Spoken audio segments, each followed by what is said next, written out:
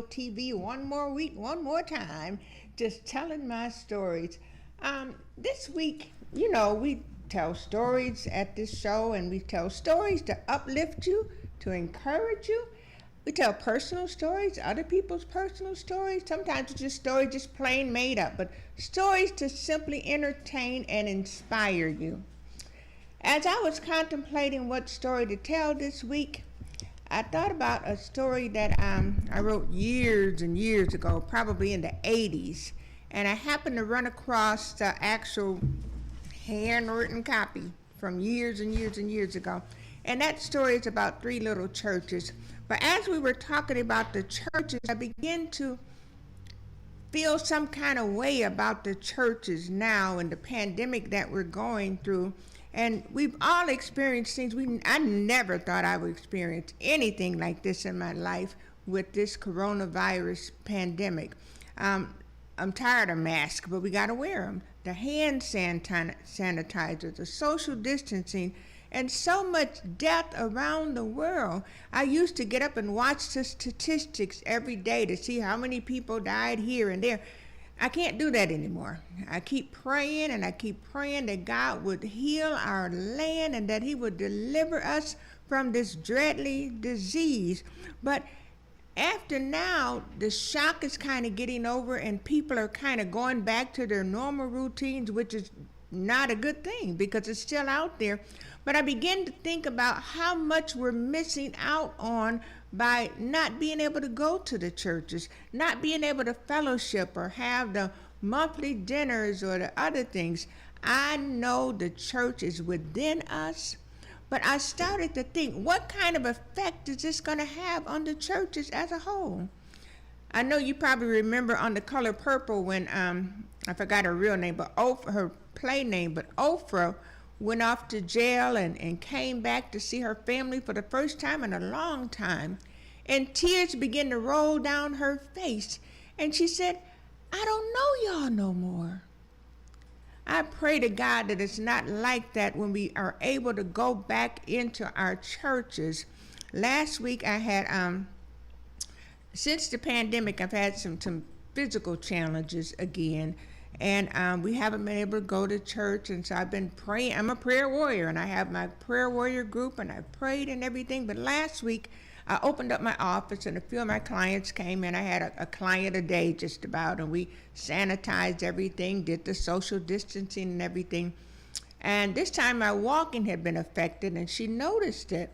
And she's not a church member of mine. We never even talk about church, but I know she's a mighty prophetess of God. And she stood there in my office 6 feet away and prayed for me.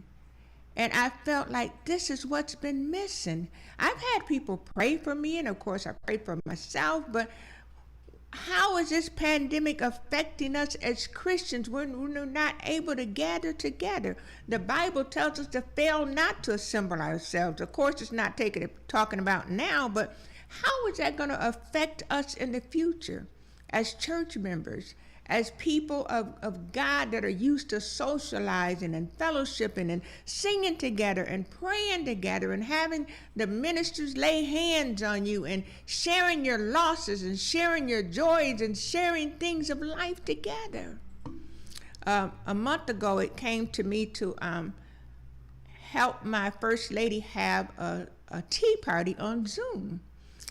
And it was very well received. As a matter of fact, we're having one every month until COVID goes away. But as I made the phone calls to the elderly ladies, and we had sent out tea bags and beautiful cards to their homes, and as I called them to remind them, because the mail is a little bit slower, there were so many women that had not heard from anybody from the church since March. And it was May. Since March, except for the pastor and maybe their class leader. And I know when you have 200, 300 members, it could be hard to do that, but how is this pandemic going to affect our churches?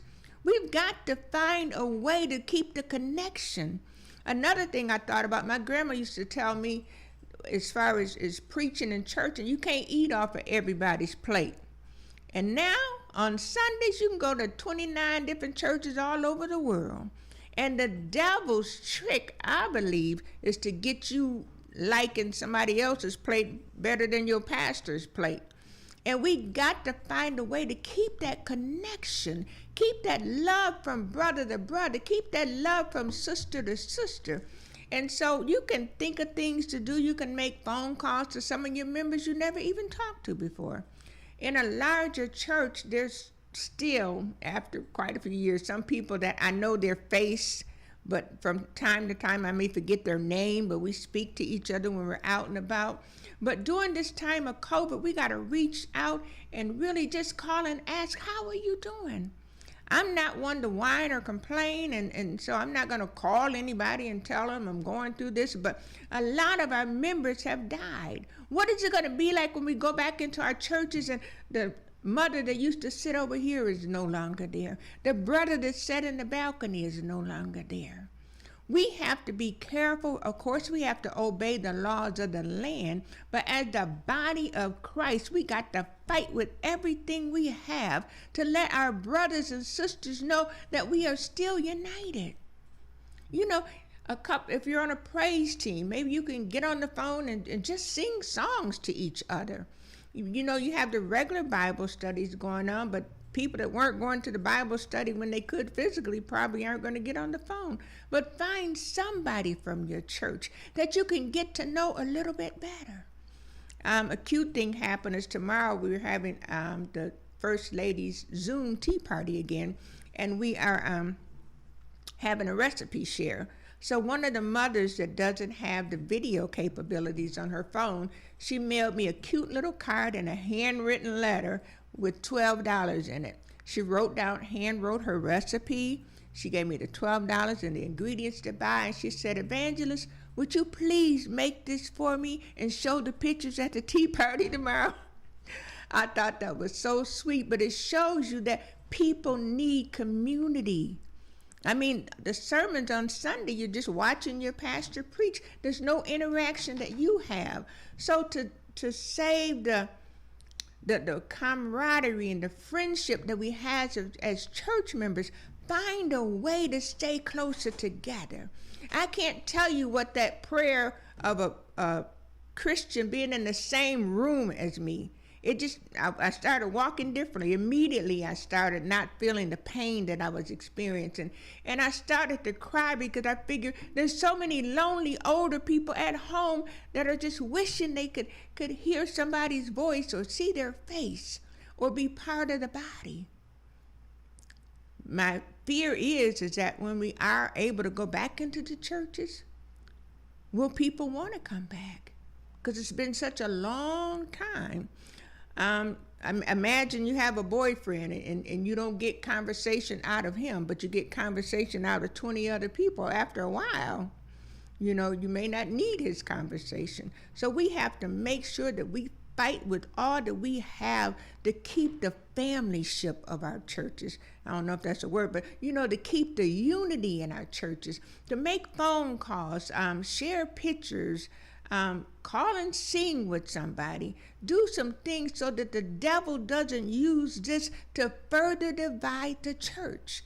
It's sad enough that we can't get together, and the Bible clearly says, fail not to assemble yourself together, but it also says obey the laws of the land. But this poem that I wrote probably in a story in 1985, because I went to a little church in a small little street on the outside of our town, and people used to laugh and make fun of that little church and call it the mud church way out on Tobacco Road. And it was at the time St. Paul Church of God in Christ in Lansing, Michigan.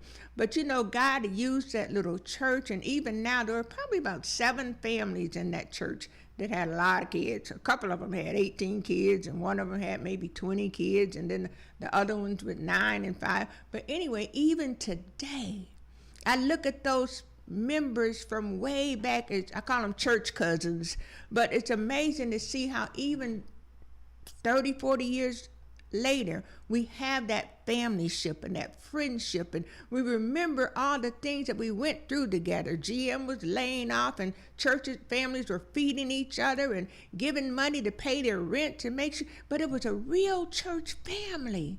And even now, I've only been to maybe 4 churches in my whole life. That one was for 40 years. But even now, that love and that community that we built then is lasting. So we have to find a way through this corona to keep that up. But it's called 3 churches. I want to tell you a story about 3 churches. As most stories go, once upon a time, there was a young man traveling through the countryside. During his travels, he passed 3 churches. The first was magnificent, something to really behold. And he came near the church, and the church called out to him, "Come, come, my lad, come and behold my beauty. Once inside, view the world through my opulent stained glass windows. Stand upon the floors of marble imported from ancient shores. Yes, feast your eyes on my treasures. Yes, come, silver, gold. Yes, my lad, come inside. Enjoy my beauty." Quite tempted, the young lad continued his journey when he came upon a second church. The second church was not nearly as magnificent as the first church, but it held its own. It had its own air of distinction, and it called out to the young lad as well, my son, come inside my hollowed walls. Come and bask in the presence of dignitaries who have come before you. For you see, I can't boast of treasures sent from fire and silver and gold, but in my day I've had more than my share of dignitaries, bishops, royalty, aristocrats, and such. Yes, my son, come sit within my hallowed walls. Why, I don't recall exactly, but rumor has it that even the Lord Jesus Christ himself has come here once or twice. Come, my lad. Again tempted, the young man continued on his journey. As he neared the outskirts of town, he saw yet another church. Nothing in particular really stood out this time, but this time the young man called out to the little church, "And what will you boast about, little church?" The little church replied, "Well, as you can see, I can't brag of crystal chandeliers or towers of ivory. You see, they used to tease me and call me the little mud church way out on Tobacco Road. I've never had any treasures to think of. The only thing I'm remembered for is the little pot-bellied stove that the saints would shout around every Friday night." My founders were young, and then they raised their families here. Other families came and raised their families as well. Yes, I've been through some hard times. Once we were burned down by fire, and twice we were doused by flood. But the people here never gave up. Yes, within these very walls, I've seen many great revivals, and as a matter of fact, many other churches have sprang from these humble beginnings. There's one thing that I am proud of. For over 50 years, the people come here to celebrate what they call homegoing. Old members, descendants, and family members and friends come from miles around to reminisce of the old days and the days gone by. On homecoming, you can feel the love. On homecoming, you can share the stories and hear the stories and treasure the memories of the ones that are no longer with us. Yes, I've had some great people here, not necessarily rich or famous, but brave, courageous, pioneering folks who held tight to the Great Commission to reach souls for Christ. Yes, my son, God has been good to this little church for over 50 years. For upon this rock, he built his church. I can't boast of wealth or earthly treasures, but through the storms and through the trials that the people have gone through, the people are the most precious asset here. Well, you're welcome to come in. Yes, my son, come in a hurry. Come in. Come on, my lad, come on inside. For you see, today is homecoming. The Lord is already inside. He's saving a seat for you. This is the place your forefathers told you about. You see, churches aren't necessarily, even now, especially now, it doesn't matter how magnificent the church is, how many acres you're sitting on in your church. What matters is, are you carrying out the great commission of Jesus Christ? It may be that in March some new saints came, some new souls came to Christ. Have you checked on them since then? Have you called to encourage them since then? That yes, life gets hard and it can be a struggle at times. Have you called to make them feel a part of it? Or have they just drifted away? And you figure, well, when it comes back open, they'll come out. But you see, there were 100 sheep and one strayed away. He left 100 and left the 99 and went looking for that one. Have sheep strayed away in your church? It's not just the pastor's job to check on people. What have you done to check on people? What have you done to make sure that our elderly and our widowed and our single people, that their mind is together?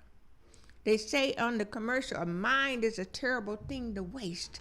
The devil is playing tricks on people's mind about, they didn't care about you anyway. They just wanted your money or wanted your tithes. This is the crucial time. We got to not let the devil take away our people. Depression is real. There's people that suffered from depression before this. What are they going through now? How are you as the body of Christ making sure that we watch out for those and that we cry out for those souls? It's just simple things that we can do. And today with so much technology, we can do a lot of things. My first lady, she's a baker, and she bakes these wonderful cakes, and she's been baking cakes and wrapping them up and dropping them on people's doorsteps. So there's so many things you can do. And not just the church, also your neighbors. Check on your elderly neighbors. Check on your neighbors with children. Check on your neighbors to see what's going on. My husband was laughing at me. He got in my car the other day, and he lifted up the console in the middle, and a bunch of dollars and $5 popped up. And he said, "What is this?" And I said, "That's my homeless people money." So that way, if you see people on the street and you want to give them something, you don't have to go rumbling in your purse or whatever. You just reach out and give them whatever. And I want to get care packages of sanitizer and masks and different things to help.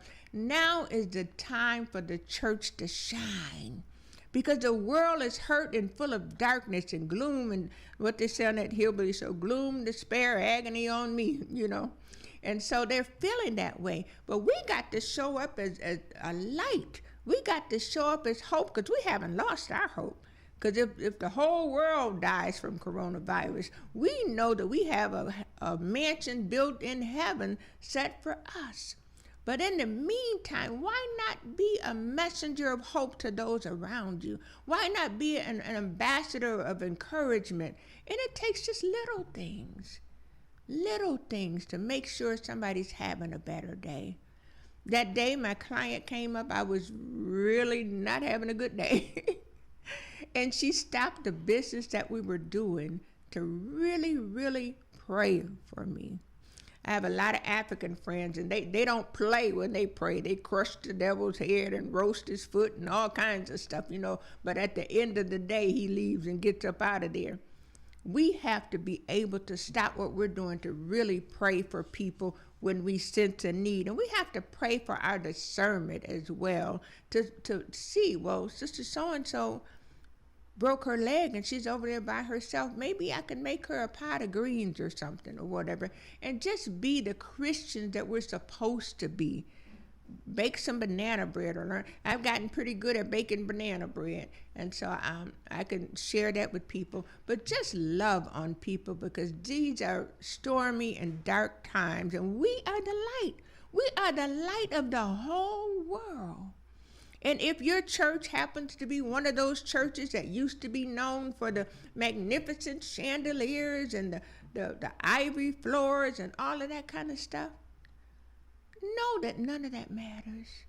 Know that the church is within our hearts. And even though they shut the doors for health reasons, we, the church, has to be like that little church. That little church that loves, that little church that cares, that little church that pulls together when the roof falls in, and we pull together and pull our monies and our resources together. I've heard even a lot of people have stopped tithing as much because they don't feel connected to anything. You sit up and watch enough YouTube services, you're going to start feeling connected and tied into one of those. So I would warn you it's okay to watch those, but like my grandma said, you eat from too many plates, you get sick or get confused or whatever. You belong to your own church, and you should still support those things of your church. So that was my little soapbox, because it was bothering me and it was concerning me about what's going to happen. I don't want us to be like Oprah and say, I don't know y'all no more. Because that's the strength that we have when we are together. I have a couple of announcements here that I want to share. To slowly having things back at my office to help people, because this is a mentally trying time for people that have lost their jobs, people that are at the brink of losing their homes, people where 2 people in the family have lost their jobs. The companies are there no more. So I want to do my part to help encourage and strengthen people. I'm going to start having workshops at the office of how to pick things back up after COVID.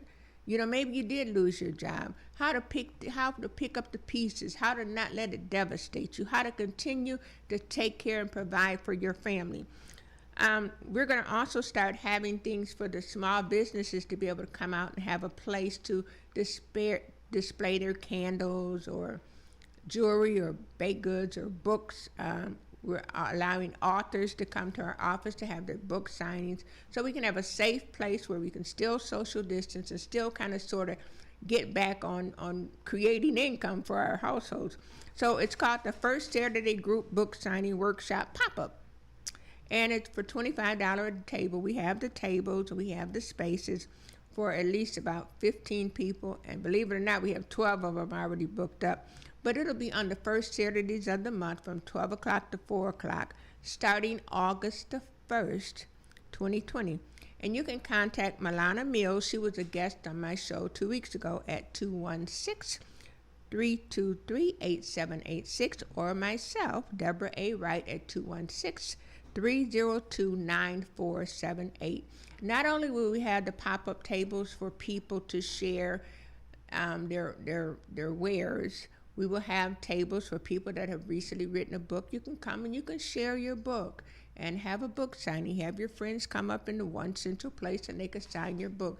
And also, I'll be doing many workshops during that 12 to 4.